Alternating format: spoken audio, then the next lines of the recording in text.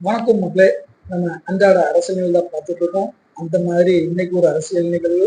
பெரும்பாலும் நம்ம அரசு நிகழ்வு பார்க்கும்போது அந்த மீட்டிங்கு, அதாவது ஏதாவது போனா இன்னைக்கு ஒரு சின்ன ஒரு வேற சம்பவம் தான். அது கருத்துல எதுக்கும் தீர்வாகாது. கருத்துல எந்த ஒரு பிரச்சனைக்கும் முற்றுப்புள்ளி வைக்காது அப்படிங்கிற சொன்ன இந்த நம்ம என்னத்தை பார்க்க போறோம்னா, சமீப காலமா அந்த திருப்புறம் கொஞ்சம் அந்த பிரச்சனைகள் ஓடிக்கிட்டு இருக்கு. அதுல பூர்ணச்சந்திரன் அப்படிங்கிற ஒரு ஒரு ஒருத்தர் தீ குளிச்சு தற்கொலை பண்ணிக்கிட்டாரு. அதை பத்தி தான் நம்ம இந்த வீடியோல சொல்ல போறோம். என்ன, எப்படி நடந்துச்சு, எதுக்கான இந்த தற்கொலை அப்படிங்கிறத நம்ம விரிவா பார்ப்போம். நம்ம சேனல்ல நீங்க இப்பதான் புதுசுனா கண்டிப்பா நமக்கு சப்ஸ்கிரைப் பண்ணுங்க. நம்ம வீடியோ தொடர்ந்து பாருங்க. நம்ம வீடியோவோட நிறைய குறைகள் இருந்தா கண்டிப்பா தெரியப்படுத்துங்க. திருப்பரங்குன்றத்துல என்ன பிரச்சனை அப்படிங்கிறத நம்ம உங்கள்கிட்ட சொல்லுவோம். திருப்பரங்குன்றம் பிரச்சனை பெரும்பாலும் எல்லாருக்கும் தெரிஞ்சிருக்க பார்த்து திருப்பரங்குன்றம் அது சமீப காலமா ஒரு பிரச்சனையா ஓடிட்டு இருக்கு. திருப்பரங்குன்றம் தூண்ல அத வந்து ஒரு தீபத்தூண் ஏற்றணும், அந்த தீமை ஏற்றணும் அப்படின்ட்டு அந்த இந்து மக்கள் சேர்ந்த இந்து முன்னணி சேர்ந்த ஒரு சில குழுக்கள் இங்கதான் ஏற்றணும் அப்படின்னாங்க. ஆனா கோயில் நிர்வாகமும் இந்து அறநிலையத்துறையும் தமிழக அரசும் இல்லை, இதுல புதுசான இடத்துல நாங்க தீபத்தை ஏற்ற முடியாது. இதுக்கு முன்னாடி உச்சி பிள்ளையார் கோயில் இருக்கு, அதுலதான் நாங்க வழக்கமா தீபம் ஏற்றிட்டு இருக்கோம். இந்த இடத்துல நாங்க ஏத்திருக்காங்க. இது இந்த பிள்ளைக்கு வேலைக்குன்னே ஒரு பிரச்சனை பண்ணி புதிய இடத்துல வைக்க சொல்றாங்க அப்படிங்கிற மாதிரி ஒரு பிரச்சனை ஓடிட்டு இருக்கு. அதுல ஒரு வழக்கும் நீதிமன்றத்துல போய் நான் வழக்குல அதுல நீதியரசர் ஜி.ஆர். சோமநாதன் அதை பார்த்து ஒரு தீர்ப்பு வழங்குறாரு. அந்த தீர்ப்பு என்ன தீர்ப்பு அப்படின்னா, இந்த மனுதாரர் கேட்டுக்கிட்ட மாதிரி இந்த இடத்துல கார்த்திகை தீபனைக்கு இதுல தீபத்தை ஏற்றணும் கேட்டப்போ அதுவும் அவர் இடத்துக்கெல்லாம் ஆய்வு பண்ணி ஒரு உத்தரவு போயிட்டாப்பு. இந்த இடத்துல தீப தூண் இருக்கிற இடத்துல நீங்க தீபத்தை ஏற்றிக்கலாம் அப்படின்ட்டு ஒரு இருக்காங்க. அதுக்கப்புறம் சின்ன பிரச்சனைகளா மாறுது. என்ன மாறுதுன்னா, திரும்ப அதுக்கு கோயில் இந்து அறநிலையத்துறை அதிகாரிகளும் தமிழக அரசும் கொடுக்கல, அந்த இடத்துல தீபம் ஏத்தலை அப்படிங்கிற மாதிரி பிரச்சனை ஏற்படுது. உடனே திரும்பவும் நீங்க ஜட்ஜ்மெண்ட் கொடுத்தப்பறம் அந்த ஜட்ஜ்மெண்ட் நம்மளுடைய அரசு அதிகாரி பின்பற்ற மாட்டேங்குது அப்படிங்கிற மாதிரி திரும்பவும் இந்த அமைப்பை சேர்ந்த அந்த மனுதாரர்கள் கோர்ட் அனுப்புறாங்க. அப்போ நீதியரசர் சோமநாதன் என்ன சொல்றாரு அப்படின்னா, சரி ஓகே, தமிழ அந்த அவங்க சப்போர்ட் கொடுக்கல, நீங்க சிஆர்எஃப்ஓஸோட போய் நீங்க இந்த தீபத்தை ஏற்றிக்கலாம் பிறப்பிக்காப்ல.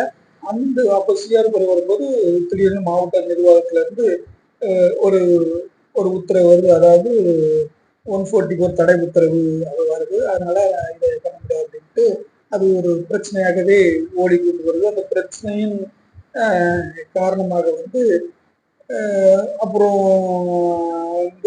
நீதிமன்ற அவமதிப்பு வழக்கு வருது. நீதிமன்ற அவமதிப்பு வந்த பிறகு இப்போ 144 போட்டதுனால வரல. அதனால தமிழக அரசு என்ன சொல்லுது அப்படின்னா, நாங்க மேல்முறையீட்டு போயிருக்கோம். மேல்முறையீட்டுல ஒரு 2 நீதிபதிகள் கொண்ட ஒரு இதுல போறாங்க, ஒரு வழக்கு ஆகுது. அங்கே நீங்க இந்த வழக்கு நீதியரசு ஜி. சோமநாதன் தான் விசாரிப்பாரு. நீங்க அவரோட இதை நீங்க செயல்படுத்தணும் அப்படிங்கிற மாதிரி ஒரு தீர்ப்பு மீண்டும் ஒரு அதுக்கு இணைப்பறியாம இந்த நிறைய அறநிலையத்துறை இல்லை அப்படி இல்லை பிரச்சனைகள் நிறைய வரும் அப்படிங்கிறதுனால அதை செயல்படுத்தணும் திரும்ப ஒரு உச்ச நீதிமன்றத்துக்கு போயிருக்காங்க. உச்ச நீதிமன்றம் கேஸ் பெண்டிங் ஓடிட்டு இருக்கு. ஆனா அந்த உத்தரவை மதிக்காதனால நீதிமன்ற அவங்களுக்கு நீதிமன்ற அவங்களுக்கு வழக்கு போட்டு அந்த வழக்கு விசாரிக்கலாம் அப்படின்ட்டு அதை நீதியரசர் சோமநாதனுக்கே இந்த வழக்கை திரும்ப கொடுத்தாங்க. இது ஒரு வழக்கு ஓடிட்டு இந்த வழக்குல இது அவருக்கு எப்படி ஃபீல் பண்றது அப்படின்னா, இந்த இதனால பாதிக்கப்பட்ட, அதாவது ஒரு சாமியை எனக்கு பிடிச்ச சாமியை கும்பிட முடியாம நான் ஃபீல் பண்றேன், ஒரு தீபத்தை ஏற்ற முடியாது அப்படின்ட்டு பூர்ணச்சந்திரன் அப்படிங்கிற ஒரு ஒரு ஒரு பூர்ணச்சந்திரங்கிற ஒரு இந்து அனுபவியா இருக்கலாம், ஒரு இந்து ஆதரவாளராக இருக்கலாம். அவர் தீ குளிச்சு இறந்துடுறாரு. அவர் இறக்குறதுக்கு முன்ன என்ன சொல்றேன்னா, ஒரு பரபரப்பா என்னுடைய மரண வாக்குமூலம் இதுதான் அப்படின்ட்டு ஒரு மரண வாக்குமூலத்தை கொடுத்தாப்ல. அதுல என்னன்னா ஒரு ஆடியோ ஒன்று ஒரு 5 நிமிஷம் ஒரு ஆடியோ வந்து வைரலா பரவிட்டு இருக்கு. இந்த மாதிரி இந்த அமைப்புகள்லாம் சேர்ந்து இப்படி போட்டாங்க. என்னுடைய முருகன் முதல் முதல் படை வீடான திருப்பரங்குன்றத்துல எதுக்காக ஒரு ஒரு சாதாரண விளக்கேற்றுறதுக்கு இந்த சமநிலையத்திலேயோ இந்த கவர்மெண்ட்டோ ஏன் இப்படி பண்ணுது? அதனால நான் ரொம்ப வந்து ஒரு மிகுந்த ஒரு மன உளைச்சல்ல இருக்கேன். என்னையே நான் அழிக்கிற ஒரு சூழ்நிலையில இருக்கேன். நான் இப்போ வந்து அதனால தீ குளிச்சு சாக போறேன். நான் செத்தாலும் 2026லயாவது நான் இறந்ததை பார்த்தாவது நீங்க வந்து திரும்பவும் இந்த தீபத்தூர்ல வந்து தீபத்தை ஏற்றணும். அதுக்கு கவர்மெண்ட் எல்லாம் பண்ணல அப்படின்ட்டு ஒரு ஆடியோவை வெளியிட்டாப்புல. அவரோட 2 குழந்தைகள் இருக்கு. 2 குழந்தையையும் என்ன மன்னிச்சுக்கங்கம்மா, நான் வந்து முருகனுக்கு தீபம் ஏற்ற முடியல. அதனால நான் மன உளைச்சல்ல இருக்கேன். அதனால நான் வந்து மனமுடைஞ்சு தீ குளிச்சுக்கிறேன் அப்படிங்கிறத சொல்றாப்புல.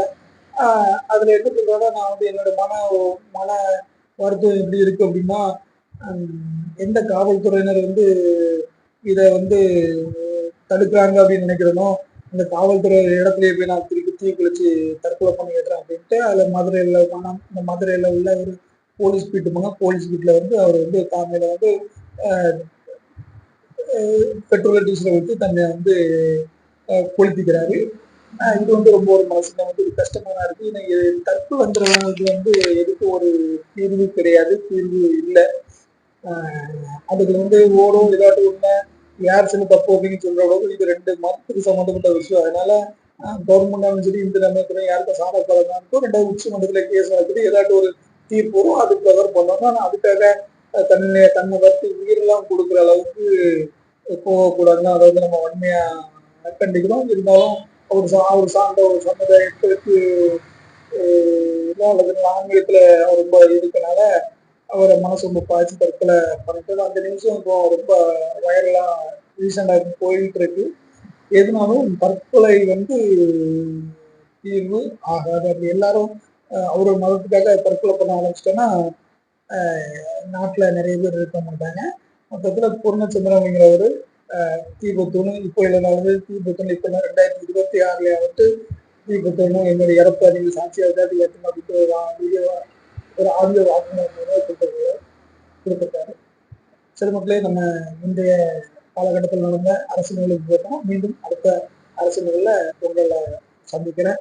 நம்ம சேனல்ல நீங்க பாக்குறீங்கன்னா கண்டிப்பா நம்ம சேனலை சப்ஸ்கிரைப் பண்ணி நமக்கு ஒரு ஆதரவு கொடுங்க. இதுல எதுவும் டவுட்டு இருந்தா நமக்கு சொல்லுங்க. நம்ம அடுத்த நிமிஷம் மீண்டும் அடுத்த ஒரு வீடியோவில் உங்களை நம்ம சந்திக்கிறோம். நம்ம வீடியோவுக்கு கொஞ்சம் ஆதரவு சப்போர்ட் கொடுங்க. நன்றி. மீண்டும் அடுத்த வீடியோவில் சந்திக்கிறோம். உங்களுக்கு போட்டுருங்க.